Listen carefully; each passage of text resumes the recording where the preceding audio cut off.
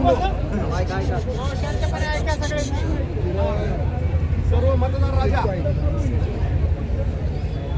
मागच्या 7 तारखेला 2 दिवसापूर्वी जिल्हा परिषद आणि पंचायत समितीच्या निवडणुकीच्या निमित्तानं आपण सर्व मंडळीच्या प्रक्रियेला सामोरे गेलो. 7 तारखेला आपण मतदान केलं आणि 9 तारखेला मतमोजणी होती. आपले उमेदवार जिल्हा परिषद गटाचे गणेश रमेशप्पा थोरात, जिल्हा परिषदेचे उमेदवार, पंचायत समिती गणातील उमेदवार धनंजय बाप्पू शेळके आणि दुसऱ्या गणाचे उमेदवार तुलाताई चौधरी.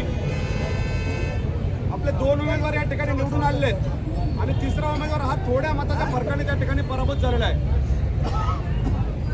खऱ्या अर्थानं हे इलेक्शन खूप मोठ्या प्रमाणामध्ये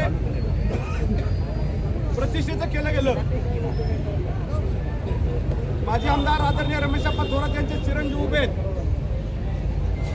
म्हणून विरोधाला विरोध करायचा म्हणून त्या ठिकाणी एक वेगळ्या प्रकारचं सीट उभं केलं. परंतु इथली जनता आणि 7ही गावं अतिशय हुशार आहेत. या 7ही गावांनी तुषारदादांची जबाबदारी उचलली आणि 3252 मतांनी तुषारदादांना या ठिकाणी निवडून दिले.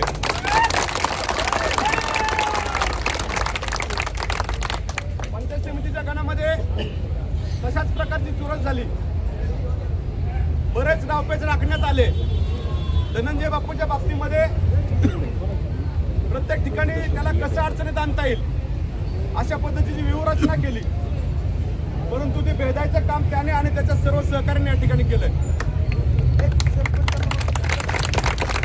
2600 मतांच्या फरकानं धनंजय बाप्पू या ठिकाणी घरातून निवडून आलाय. महाराष्ट्रामध्ये 2 नंबरने निवडून आलाय.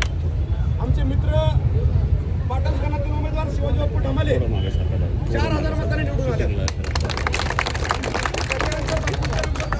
2600 मतांनी.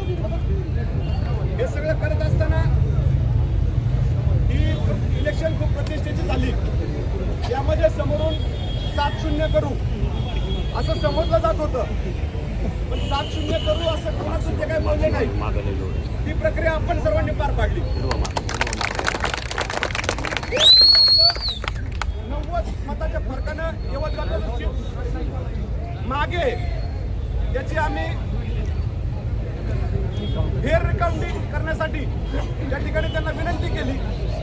आताही माणसं त्या ठिकाणी आहेत, परंतु प्रशासनावर असलेला दबाव त्या ठिकाणी आम्हाला बघायला मिळतोय.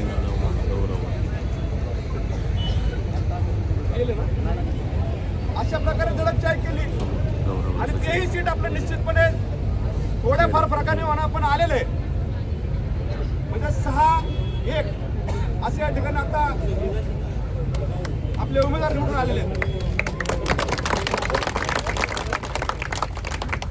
हे सगळं करत असताना धनशक्तीचा वापर खूप मोठ्या प्रमाणामध्ये झालाय.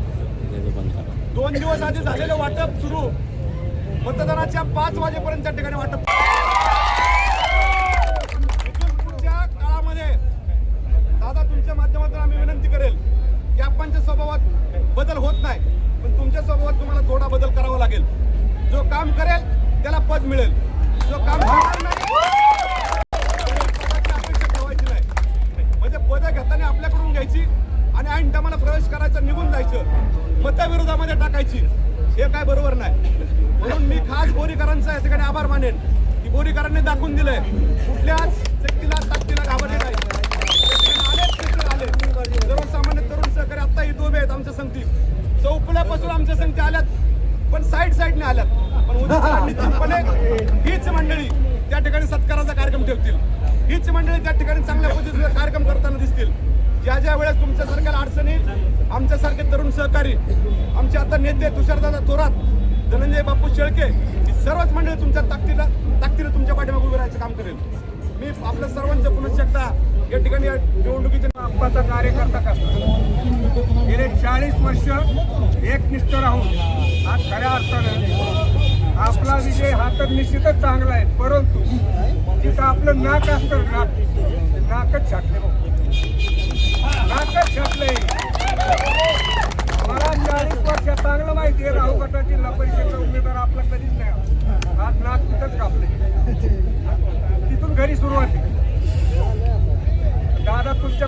आपल्याला अपेक्षित आहे.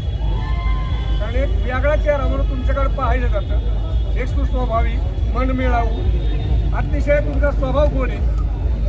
काय पण दिलीप भाऊनी जे सांगितलं ना, इथून पुढे कार्यकर्ता चांगलं काम करतो ना त्याला न्याय द्या. आणि तालुकाला भाऊ तुम्हाला माहित नाही, तालुक्याने 5 जणांबरोबर बाजूला काढले. हा बघा राजकारण किती हुशार असतं.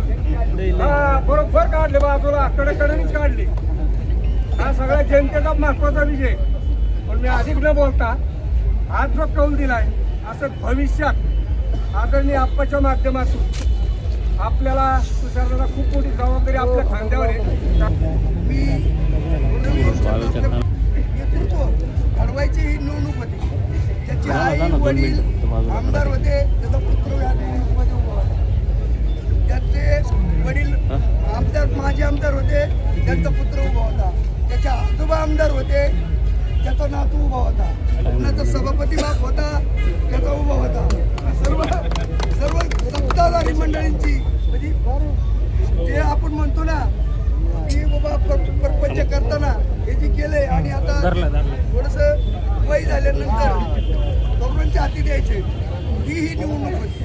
आणि त्याप्रमाणे आज आपण जे हा मोठ्या फरकानं आपल्याला एवढी खरं तर दादा आम्हाला एवढी अपेक्षा नव्हती. मला 1000-1200 लागलं तरी त्यावेळेस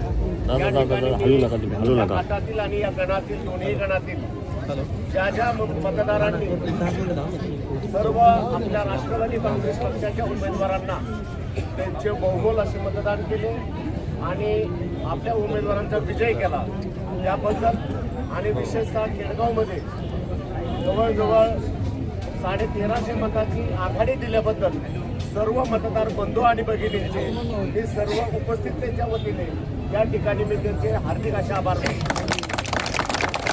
मित्रांनो, ही जी निवडणूक होऊ घातलेली होती या ठिकाणी तुम्हा सर्वांना माहिती असेल की या तालुक्याचे नेते, या तालुक्यातील प्रमुख व्यक्ती बाहेरील व्यक्ती आणतात.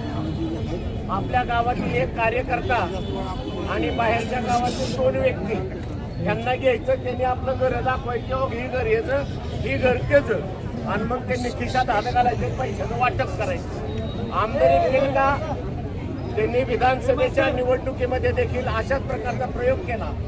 परंतु तोच प्रयोग त्यांनी पुन्हा रिपीट करण्याचा प्रयत्न केला.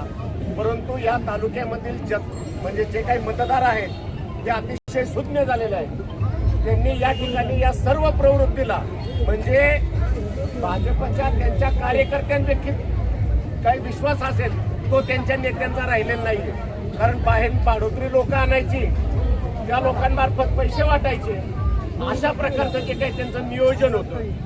पाण्यासारखा पैसा त्यांनी महापूर आणला, पैसे वाटले, दादागिरी केली, बोगस वोटिंग केलं, तरी देखील लोकांनी त्यांना त्यांची जागा निश्चितप्रमाणे दाखवलेली आहे.